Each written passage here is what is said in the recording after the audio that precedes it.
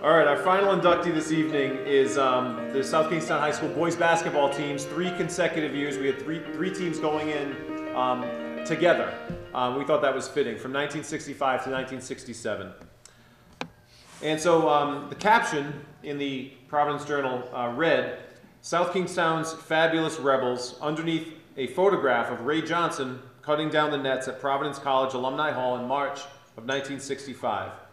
Johnson and his teammates had just completed one of the most exciting and dramatic victories in the history of Rhode Island Interscholastic League history, a 65-61 5-overtime thriller over Sacred Heart Academy. Coached by Dick Malafont and John Champion, the 1965 team began a 3-year stretch of basketball dominance that still resonates vividly in our town.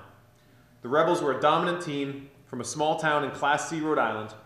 In 1965, the Rebels compiled a 24-0 record during the regular season, led by Johnson, who would eventually land at Providence College, as well as talented players such as Bud Hazard, Billy Hazard, Craig Reichstatter, and George Peckham, and many others. The Rebels dispatched Bishop Hendricken and Rogers in the playoffs before their showdown with Sacred Heart. The Rebels followed up their 65 title by winning it again in 66, once again defeating Sacred Heart in the finals.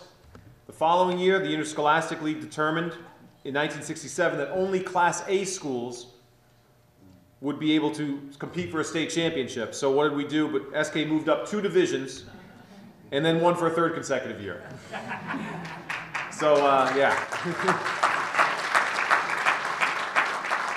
So this 3-year stretch of dominance by a small public school has never been replicated in our state's long history of interscholastic athletics. Never before or since has a team from a lower division risen to the level of sustained excellence that the 65, 66, and 67 South Kingstown boys basketball teams did.